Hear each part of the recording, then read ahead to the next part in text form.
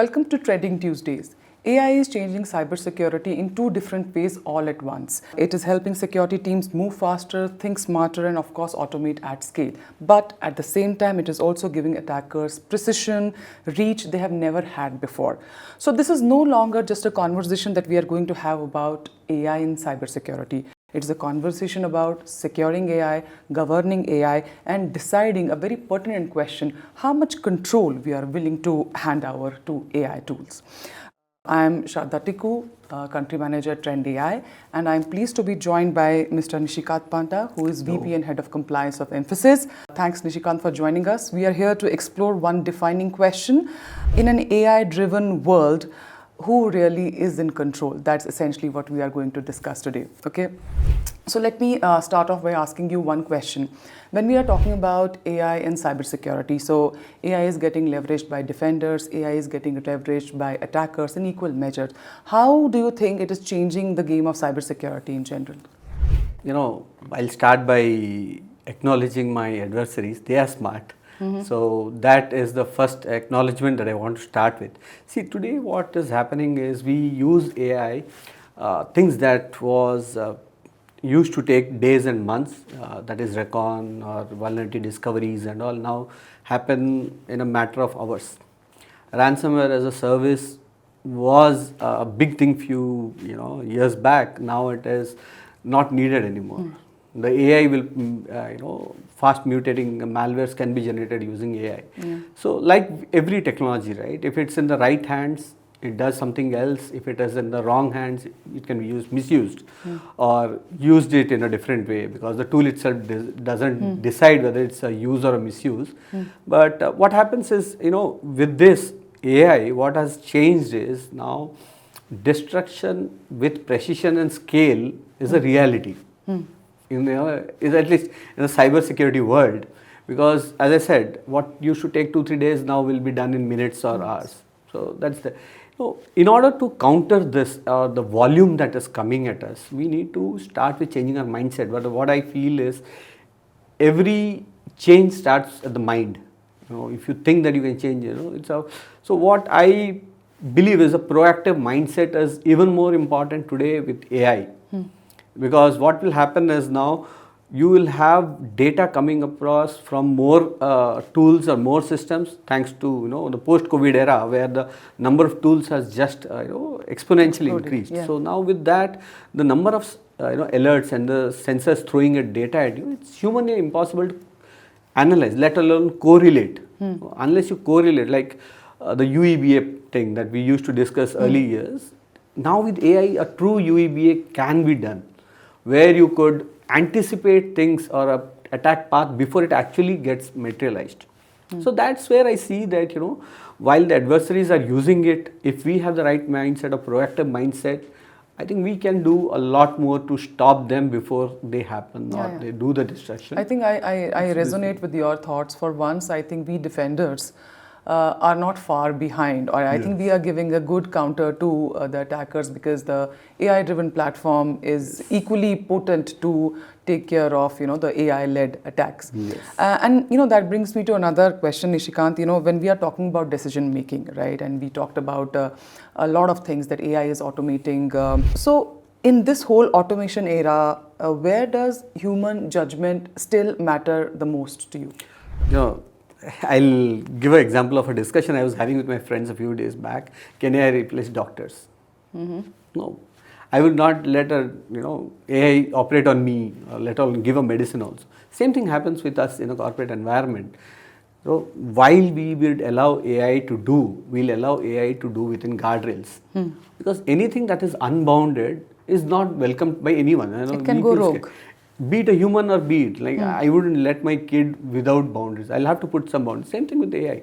Nothing without a boundary will be acceptable. Boundaries have to be there, whether it's a human or an AI. So anything that operates within a boundary, guardrails, is going to make us comfortable and acceptable. But anything that goes beyond that is not going to be that acceptable, because one of the things that I practice as an information security professional is that anything that we do should be simple, transparent and accountable to my users. One of them fails, it will not be accepted either by the user or by me, but it will not be accepted. Right. With AI, you don't have accountability today. I will not say the future because it's fast evolving. We don't have the accountability today.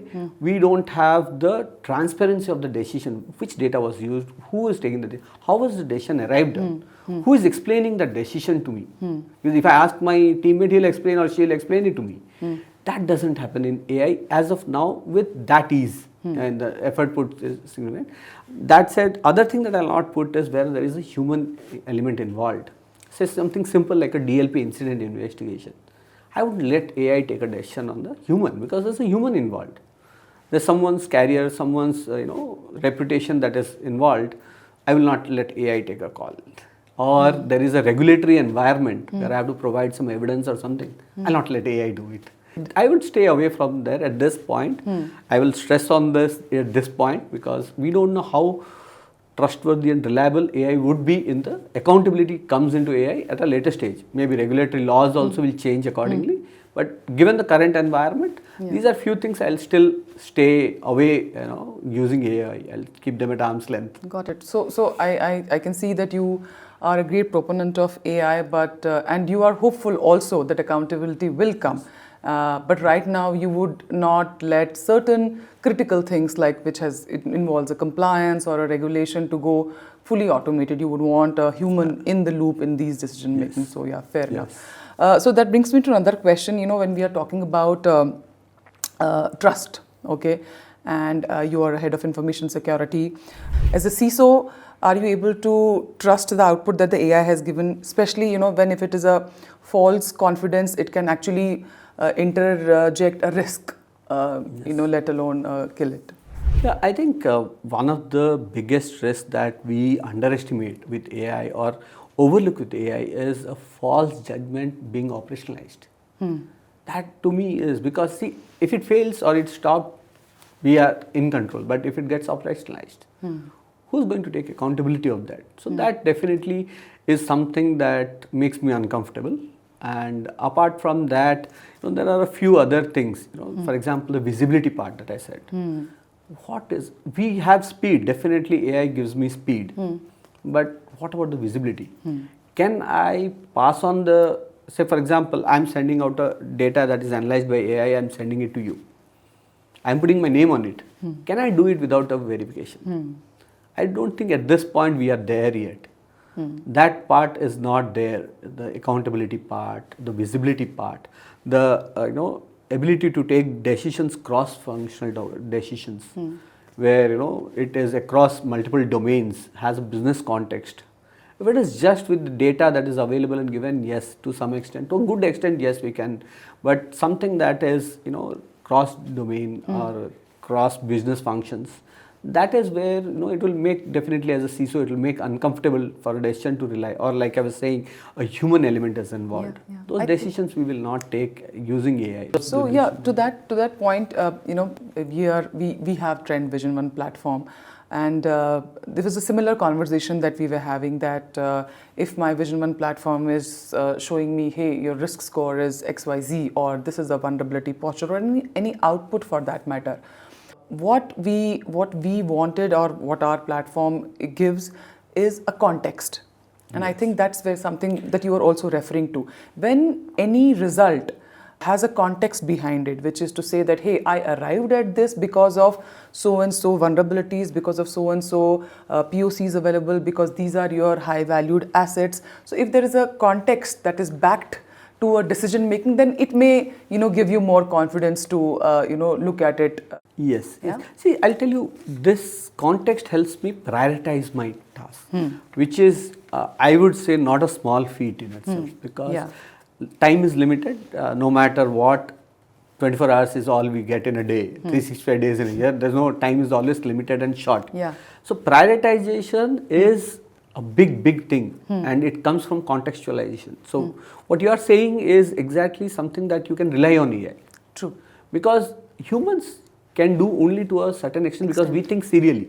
Sequential processing is what humans do, but AI does a parallel process with association. I think rightly said. That's where we have multiple AI agents doing multiple things, in a security platform. So, when we are talking about AI, I'm sure you're building AI infrastructure, or how do we secure an AI infrastructure? There are multiple components to it. We have models, we have data sets, we have agents, we have how we access or usage.